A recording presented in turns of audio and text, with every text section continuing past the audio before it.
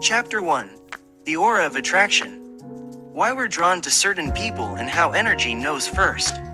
Before words are spoken, before numbers are exchanged, before we even decide if someone is our type or not, energy speaks. The aura, that unseen field surrounding every human being, acts like a spiritual magnet. You may have experienced walking into a room and instantly locking eyes with someone. It wasn't about the clothes they wore, the hairstyle, or even the confidence they carried. Something deeper had already signaled to your spirit, pay attention. Attraction often gets credited to physical features, personality, or charm, but those are only surface layers. The real pull begins with energy. Your aura and theirs collide, interact, and sometimes merge before either of you realizes what's happening. That's why certain people feel familiar right away. The energy recognizes something long before your mind does. Some of these attractions are divine alignments, meant to teach or elevate you. Others are karmic entanglements, drawing you back into lessons you haven't yet learned. The aura doesn't lie. It will either expand when someone approaches, meaning their energy uplifts and strengthens yours, or it will shrink, signaling that your spirit feels drained, threatened, or unsettled. The tragedy is that most people ignore this first signal, letting physical desire or emotional loneliness override what the spirit already knew. To walk in awareness is to pay attention to that first pull, that silent nudge, that whisper of the aura. If you honor it, you'll begin to discern not just who attracts you, but why, and whether it's worth letting them close to your energy field. Chapter 2. Sexual Energy Contracts. The bonds you didn't know you made. Every intimate encounter creates more than a memory.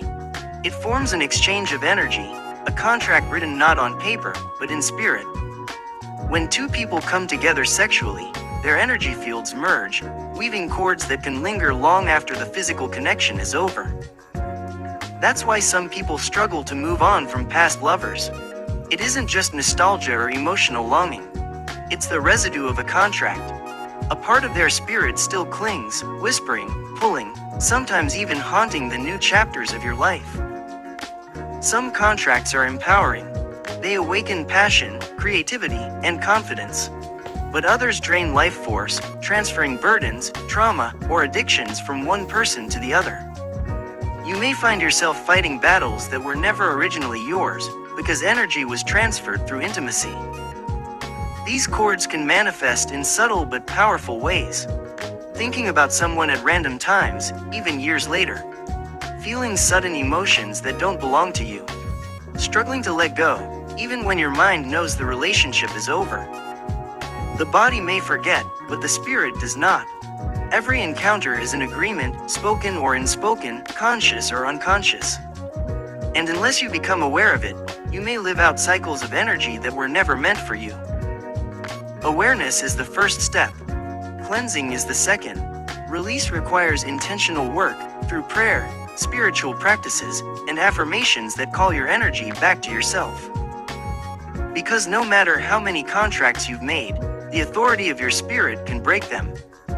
You are not bound forever to what was signed in moments of desire.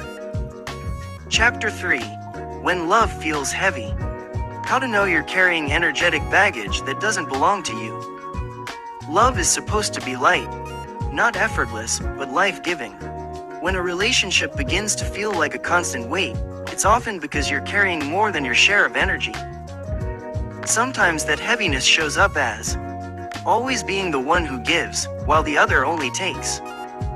Feeling drained after conversations or time together. Carrying guilt, anger, or sadness that isn't even yours. This happens because relationships are not just emotional bonds, they are energetic ones. Without realizing it, you may take on your partner's unhealed pain, their fears, even their past mistakes. You walk around with bags that don't belong to you, wondering why your back is breaking under the load. True love will ask for patience, growth, and sacrifice. But it will never require you to lose yourself, silence your needs, or carry the unresolved burdens of another person. When love feels heavy, it's often a signal that the balance of energy is off. The key is discernment. Ask yourself, Do I feel lighter or heavier after spending time with them? Am I carrying emotions that I can't trace back to my own experiences? Is my spirit shrinking in their presence or expanding? If the answers reveal imbalance, it doesn't always mean the relationship must end. But it does mean boundaries, cleansing, and sometimes distance are necessary to reset the flow of energy. Love should challenge you to grow, not crush you under its weight. And if you're constantly exhausted in the name of love, you may be loving someone else more than you're loving yourself. Chapter 4. Familiar spirits in relationships. Why you keep attracting the same type. Have you ever asked yourself, why do I keep ending up with the same kind of person? Different face, different name, but the same patterns, the same pain, the same ending. This is often the work of familiar spirits. A familiar spirit is an energy that trails you, following your bloodline, your choices, and your vulnerabilities. It doesn't always show up in obvious ways. Instead, it disguises itself in attraction, comfort, or what feels normal. You might mistake it for your preference, when in reality it's a repeated cycle designed to keep you stuck. This is why someone raised around chaos may unconsciously seek partners who bring chaos. Why someone who watched abandonment growing up may repeatedly choose people who leave. The spirit of the familiar whispers, "This feels like home." And even though that home is unhealthy, the energy tricks you into accepting it. Breaking this cycle requires awareness. You cannot fight what you won't name. Once you recognize the pattern, whether it's anger, manipulation, neglect, or control, you take back authority over it. The goal is not to fear relationships, but to discern spirits within them. Not every attraction is divine alignment. Some are energetic traps, dressed up as love. The good news: once you see the pattern, you can end it. You can cleanse, set boundaries, and call on higher guidance to break what has followed you. You don't have to relive the same pain over and over again. Because love, in its purest form, will never be the chain that keeps you bound to yesterday's battles. Chapter 5. Energy has no gender. Understanding connection beyond the physical. When we strip away the body, the voice, the style, and all the physical layers, we are left with pure energy. And energy itself carries no gender. This is why sometimes we meet someone and feel an instant bond that goes deeper than attraction.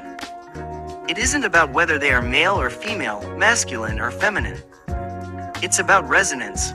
Two spirits vibrating on the same frequency will always find each other, regardless of the form they appear in. Too often, society teaches us to categorize connection by labels: boyfriend, girlfriend, husband, wife. But spiritual bonds can't always be explained by human roles. The soul recognizes alignment before the body does.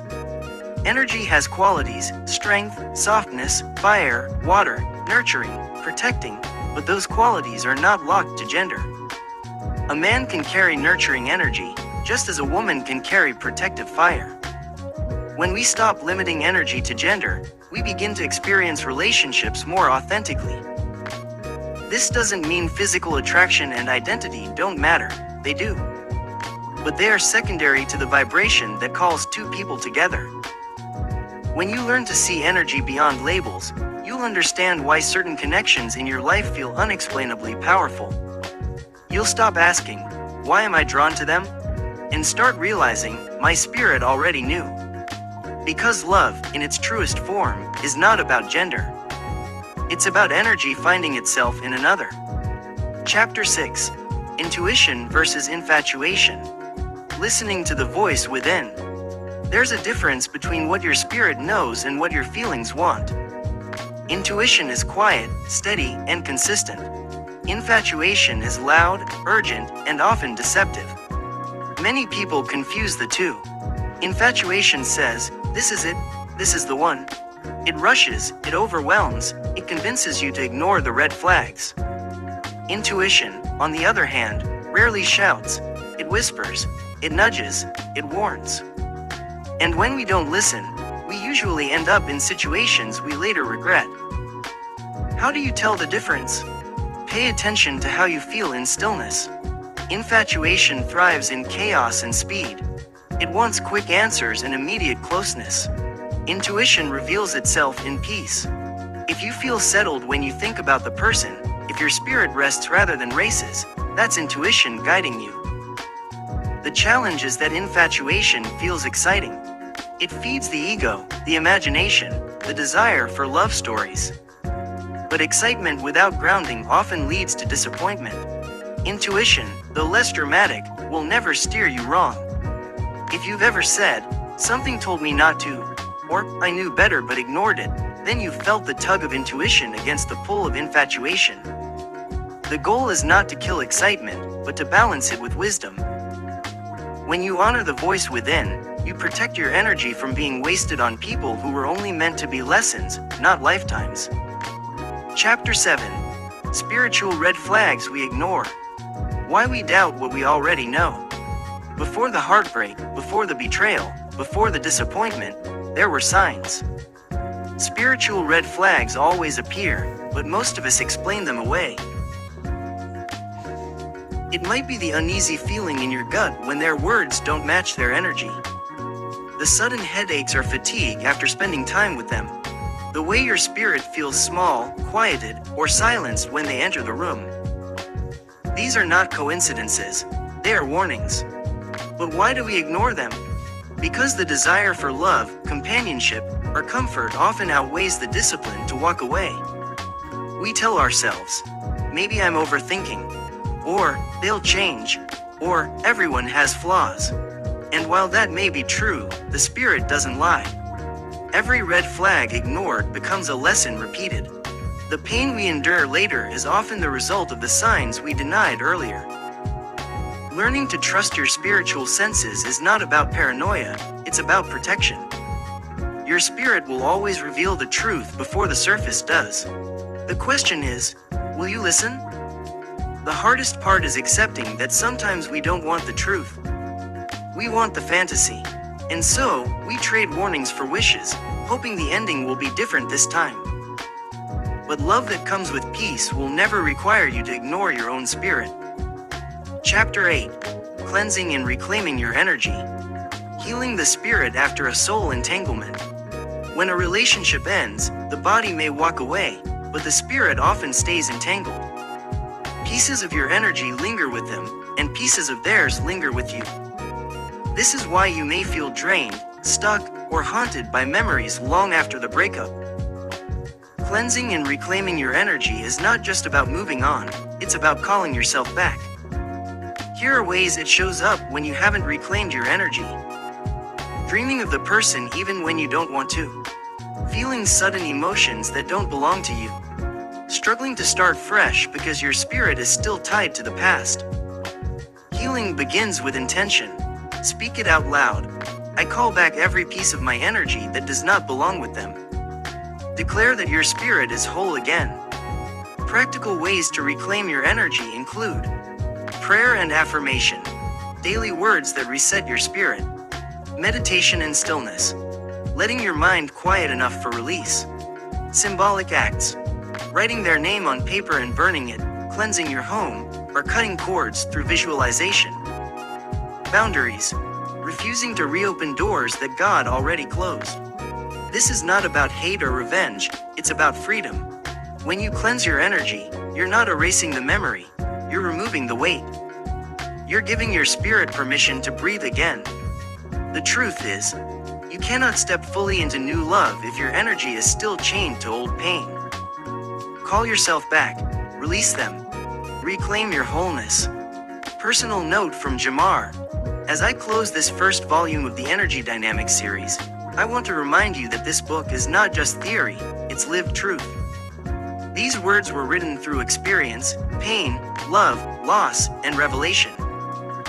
If you found yourself in these chapters, know that you're not alone. Every entanglement, every red flag ignored, every contract made in desire, I've walked through too.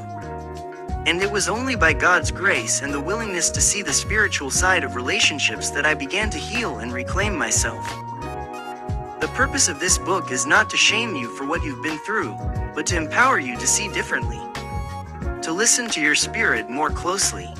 to value your energy more deeply, and to love more wisely. This is just the beginning. Volume 1 lays the foundation, but there's so much more to uncover about how energy works in every area of our lives. Until then, take this truth with you.